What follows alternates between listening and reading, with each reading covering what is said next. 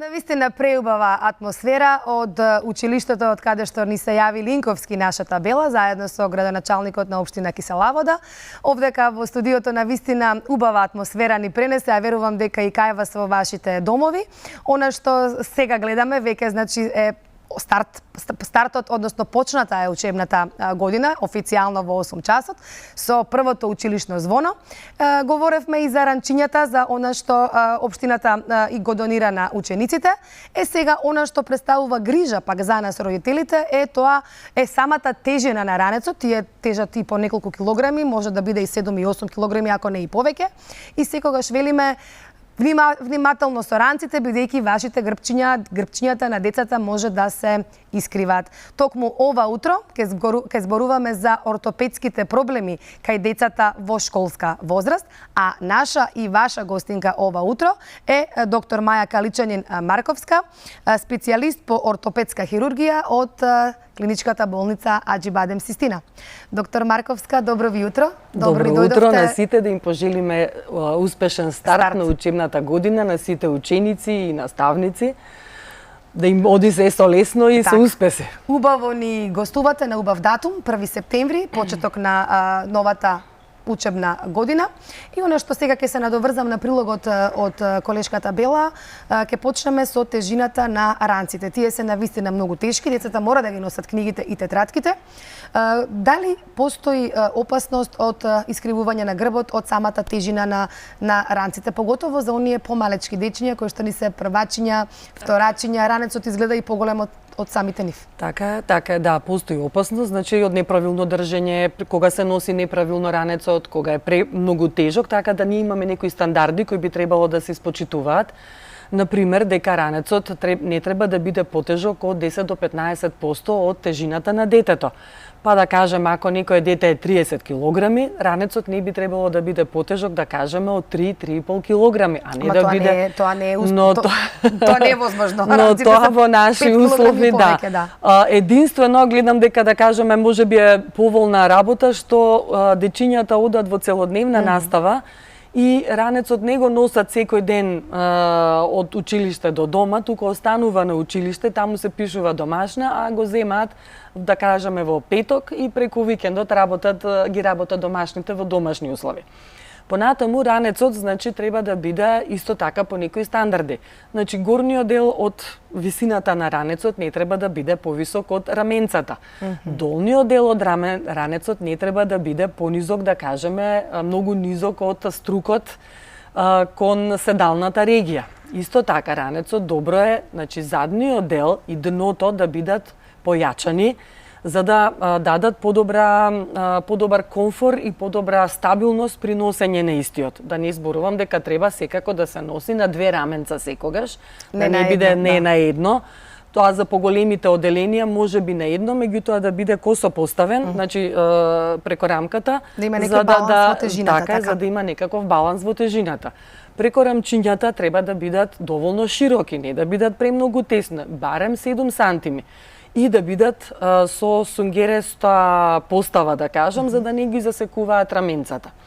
Исто така, кога се местат книгите, добро е поголемите и потешките работи да бидат кон грбчето селектирани, а оној дел што е, да кажам, напред, тетратките полесните, да бидат во тој дел поставени.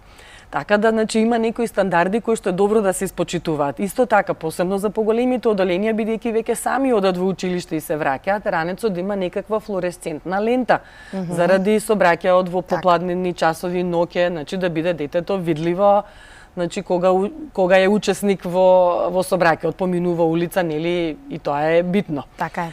Какви деформитети може да се јават на ребетот, еве, од тежина, од поголема тежина носење? Најчесто неправилно, значи тие се најчестите деформитети, кифозата, неправилно скифлено држење кон напред, искривување, и искривување, сколиоза, значи кое што може да биде на едната или на другата страна.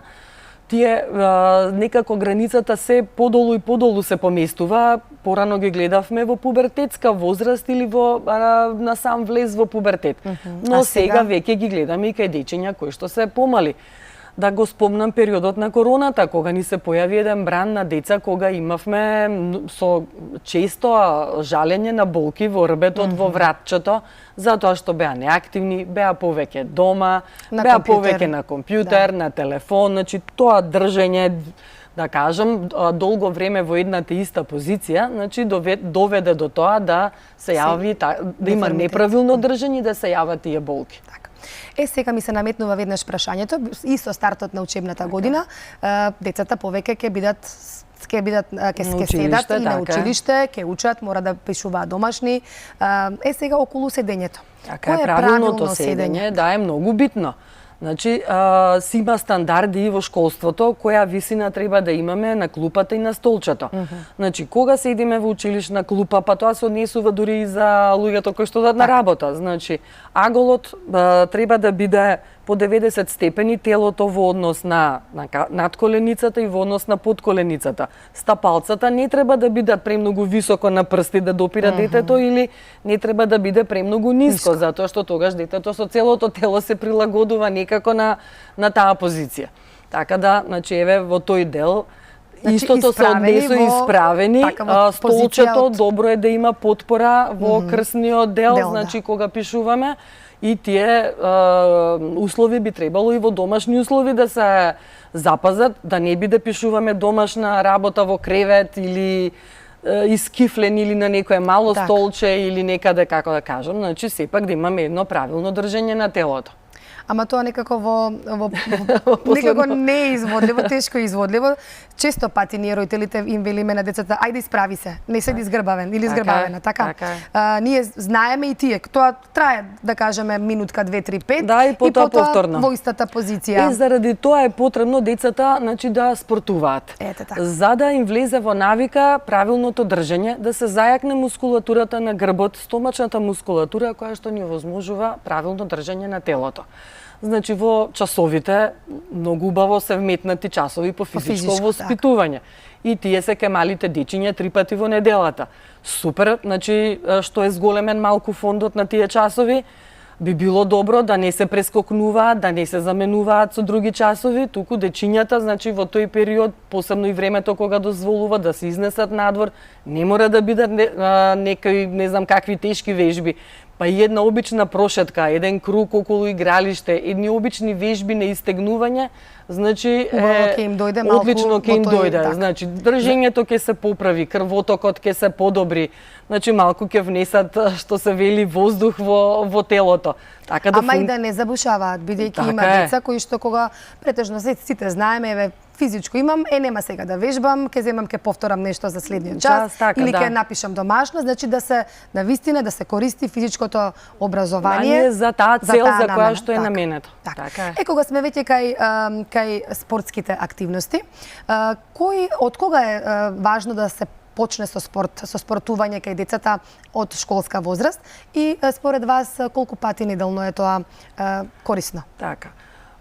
Би било добро веќе од 5 години возраст да се почне со некаква физичка активност и има, да кажам, во градот може да се најдат различни видови на физичка активност, значи дали тоа ќе биде развој на груба моторика, дали ќе биде гимнастика, дали ќе биде некој танц, дали ќе биде пливање.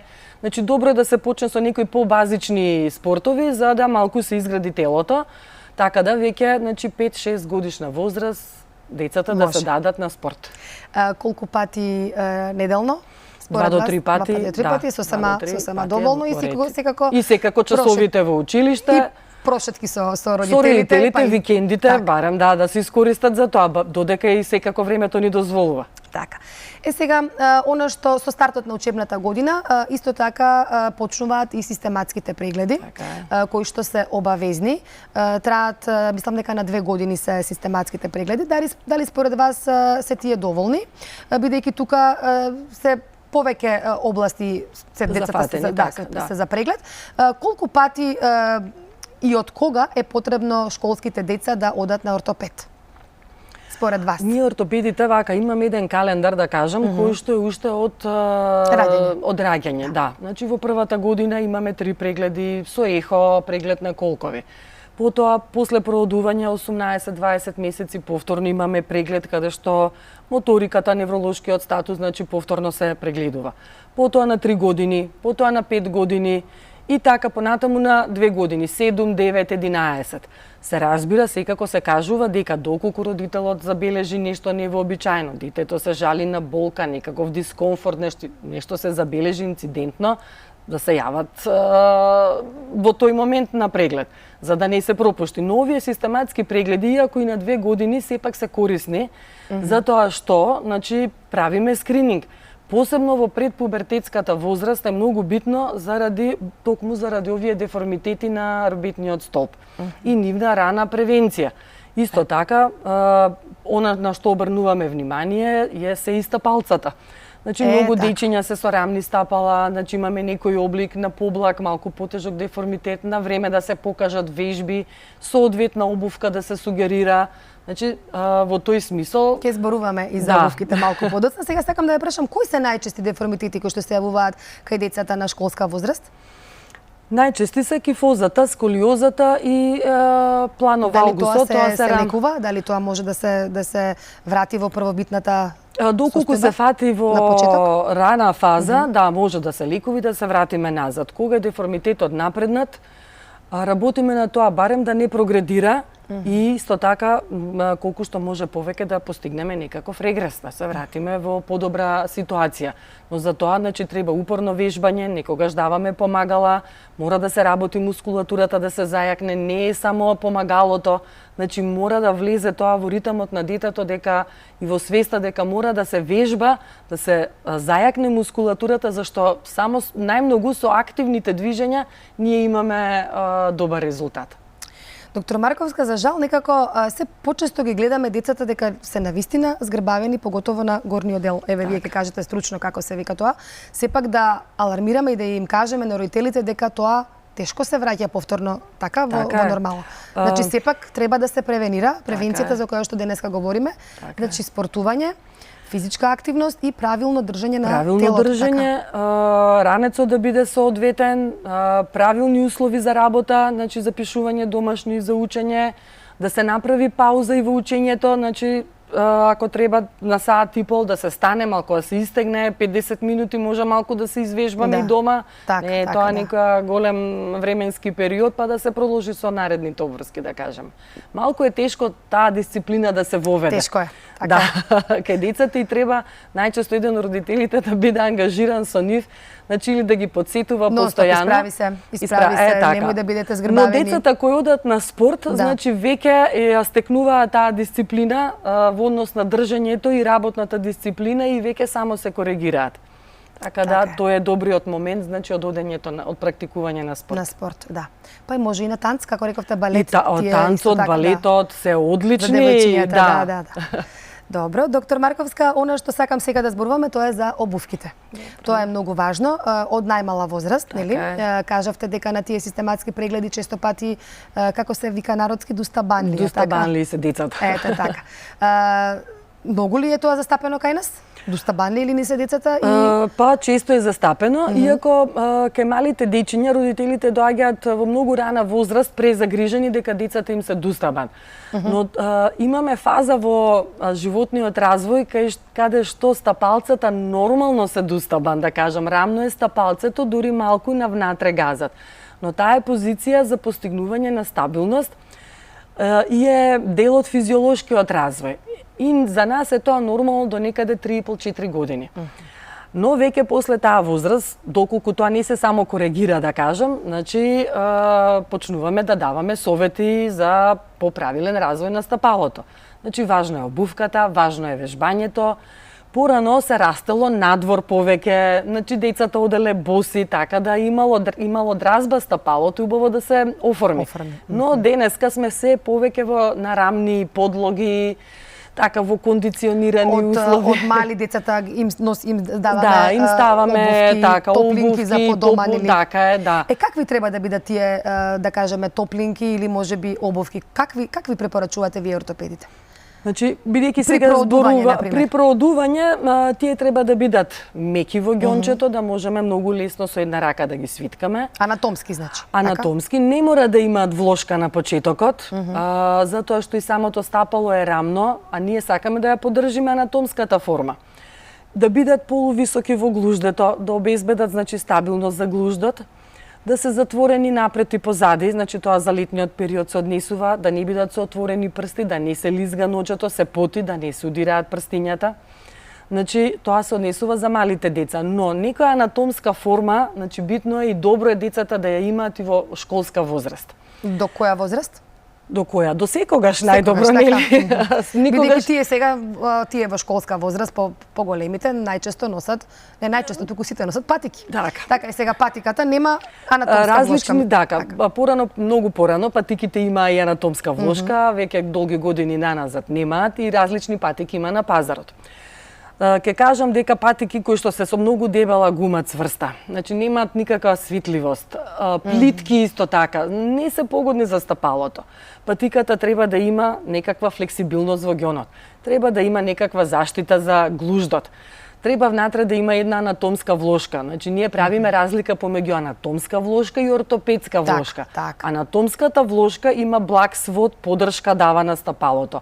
Ортопедската влошка има поголем клин, така се изразуваме, која што ќе даде корекција на стапало кое што е рамно или кое што е во валгус, да кажеме. Да кажеме народски. Да. Само една работа, значи балетанки и старки не се обувки за цел ден во училиште. Значи тоа не обезбедува добра заштита и комфор за стапалото. Брзо се уморува, значи тенкиот ѓон исто така дава поголеми удари, поголемо оптеретување и за долните екстремитети, за карлицата, за рбетот. Да не зборуваме дека, значи, такви посебно со тенок ѓон, особено за рбетот не се добри. Да. Многу убаво објаснивте. Верувам дека и гледачите убаво ќе ве разбираат, убаво народски говорите. Сега со доаѓањето на есента. Она што ни се намалува е влијанието на сонцето и сончевите зраци. Многу важно за коските, за телото, па и за имунитетот е витаминот Д. Она што секогаш ве прашуваат родителите е кога, колку, да почнеме со превенција, на која возраст. Ајде убаво да си објасниме од најмала возраст па до полнолетство, па и за нас повозрастните е важен витаминот Д. Така. Витаминот Д не е само важен за коските и мускулите. Да кажам уште 2-3 збора, значи се најде дека тој има и голема улога и во другите функции на организмот, во метаболизмот, во невролошкиот статус, во имунитетот. Така да, не само од аспект дека ќе имаме добар развој на коскено-зглобниот систем, значи имаме и од друга страна, значи кај што ни е Д витаминот потребен. Го вклучуваме во превентива уште од доеначка возраст. Значи, кај бебињата веќе од 8 ден се почнува со давање на некаква доза на Д витамин и тоа понатаму се провлекува во тек на детството. Порано, некако имавме став дека до 3-5 години треба да се дава во зимскиот период, па во месеците со Р. Меѓутоа климата се смени, условите на живот се сменија. Така да, се препорачува Д витаминот да се дава се додека е детето во раст.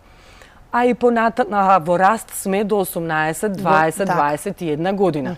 Понатаму сме возрастни индивидуи, меѓутоа и тука, бидејќи денот го поминуваме во главном во затворени простори, немаме контакт со сонце, да кажам, значи се препорачува и тука во текот барем на зимскиот период да се зема некаква превентива од Д витамин.